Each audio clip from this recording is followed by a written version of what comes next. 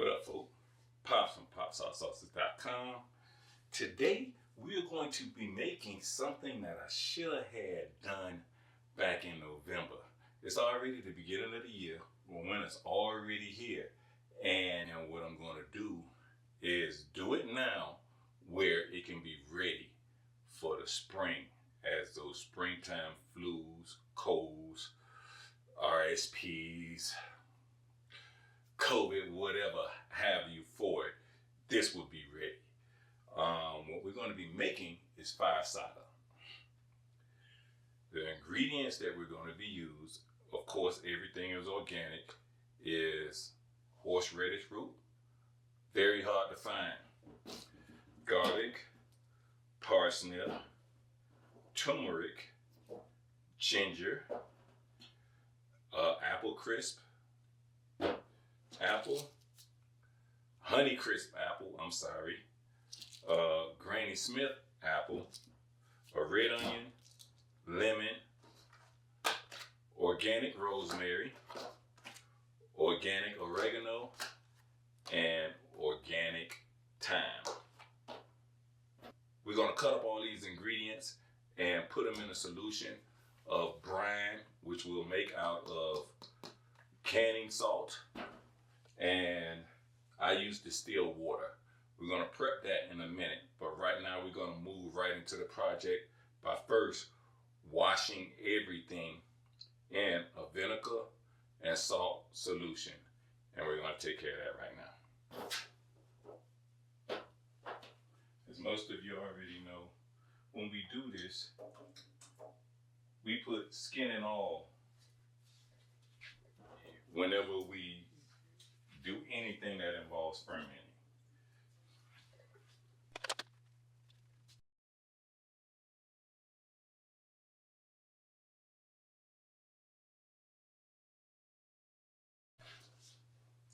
Okay, as usual, there are certain things that we do differently from most other folks. Most people make their fire cider out of a tincture, meaning that they put it immediately, or they create it with apple cider vinegar. We don't do ours that way. We literally ferment our ingredients or our produce first for 60 days, and then we combine it with two other ingredients that we're going to make tomorrow and maybe a couple of days from now, which are the apple cider vinegar with oranges, and then we'll take honey, vodka, and garlic and make that into its own ferment. So we'll make a tincture out of the oranges and the apple cider vinegar to be combined with the ferment of our produce and the honey, vodka, and garlic. So we'll be flavoring it with the honey and the garlic and the vodka or the berries, honey, and the vodka, but we'll be doing that later on. But the first thing we're going to need to do right now is create our brine for our ferment. Simplest way to do this, I use distilled water. Some people use spring water, but I like to start with everything clean and fresh. Spring water sometimes bumps up the fermenting process, making it happen quicker. For me, I haven't had a problem with my ferments start fermenting within 72 hours using distilled water. I don't really need to do it much faster than that. So we're going to start with everything clean. And most people know that distilled water is pretty much as clean as you can get. And then I use canning salt this time. You can also use sea salt, Mediterranean, or Himalayan sea salt, but I didn't have any of that, and this was the quickest access to what I could get out here in this remote area that I'm in. And so I just got this, which is going to work just great. So first thing I want to do is weigh my water. We're going to do a 3.5% brine. I should say that. First thing we want to do is weigh out our water. 3,882 grams, 3,880 grams. So we want to set that aside. We want to take 3,880 grams.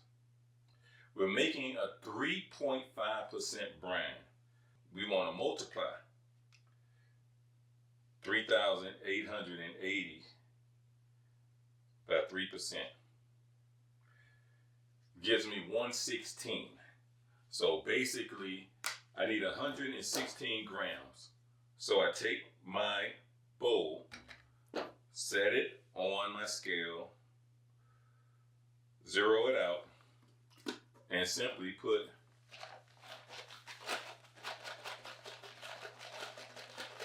116 grams of salt in it.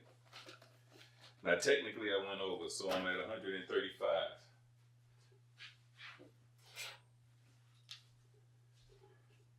Repeatable results mean precise measurements.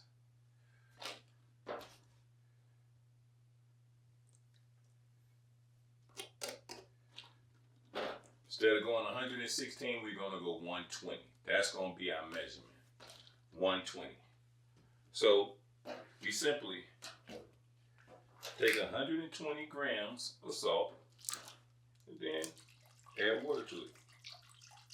Go ahead and take it off the scale. Some there. Stir it up.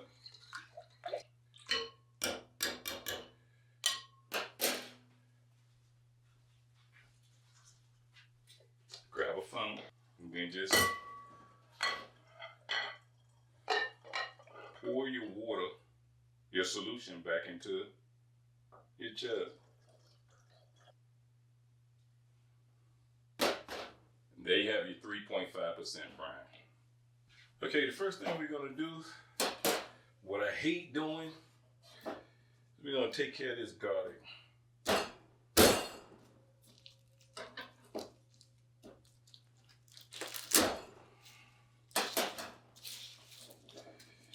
And I absolutely hate peeling garlic. So, with that, go ahead and get my jar.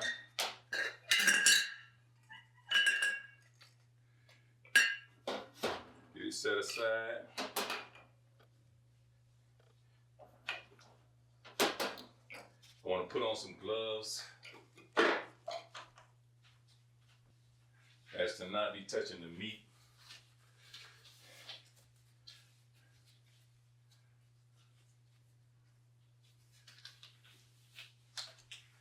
Go ahead and take a little white vinegar,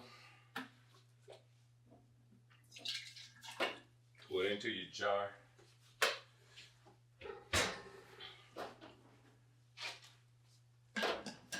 Use that as a disinfectant or a sanitizer, not really disinfectant.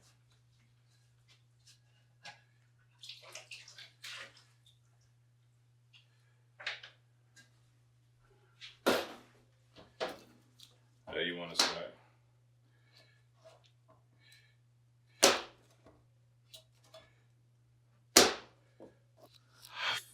This is what I hate.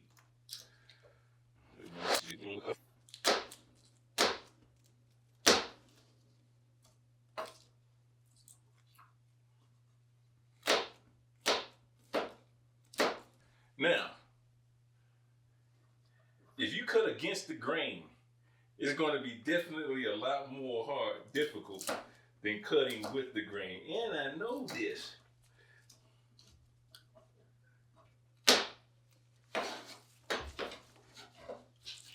So you're going to take your garlic, put it in your jar.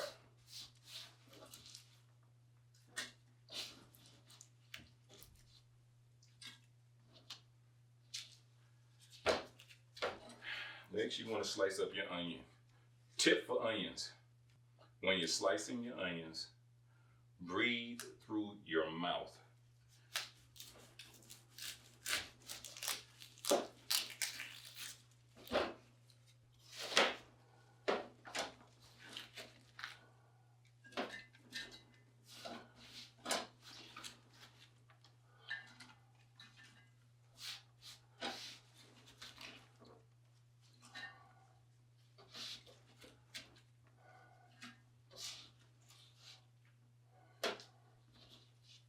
So once we put our onions in there, then we're gonna cover it with the brine.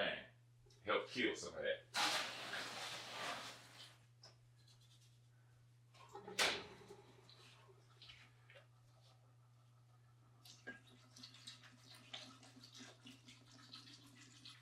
Okay, now we want to take the rest of our produce, chop it up, and put it in our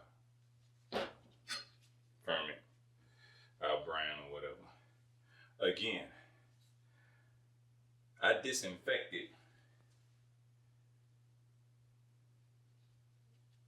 by soaking it in the juice, but I leave my skin on. The skin has vitamins and minerals that you just can't get without it.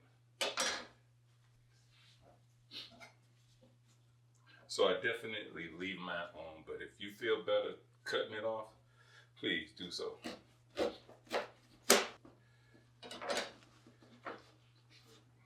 Chop it up in chunks, put it in. Then I got my parsnip.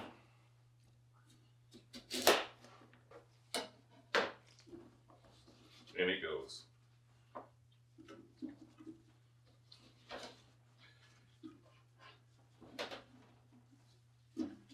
And I'll take the sweetness of my apple and go ahead and put that in there.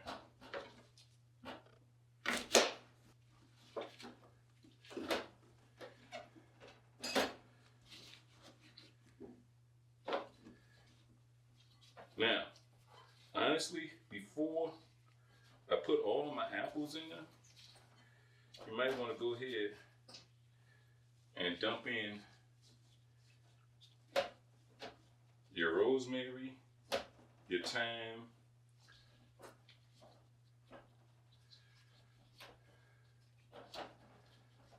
anything that's light and afloat, and your oregano.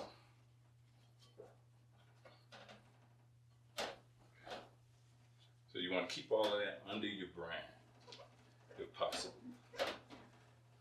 Now, go ahead and cover that with your apples.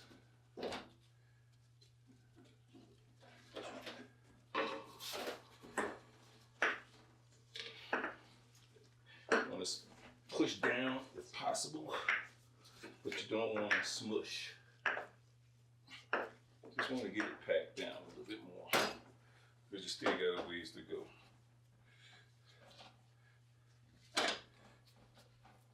My ginger and my turmeric. You don't want to leave these whole. You want to slice them up. You can just go long. You just want to open them up.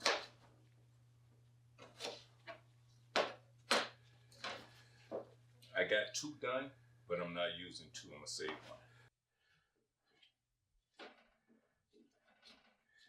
You just want to get it down in there.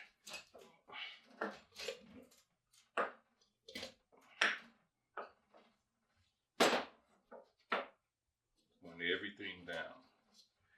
Now, last but not least, you want your lemon.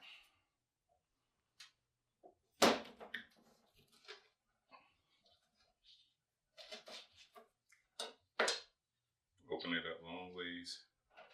Put one on one side, one on the other, and use it to weigh everything down. Now, you want to take your weight.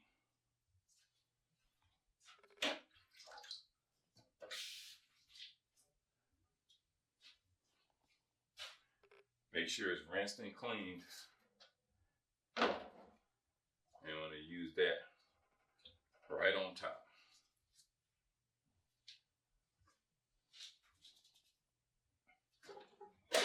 Take your brine, fill it to the top.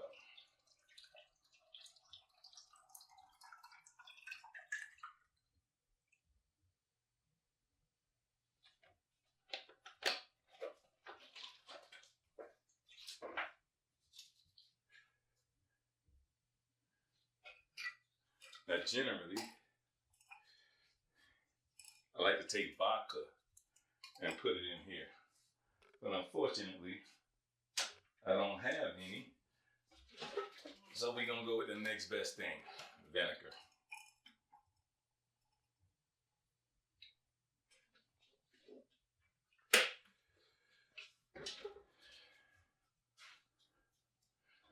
Which will inhibit bacteria from growing inside and keep everything inside your jar clean.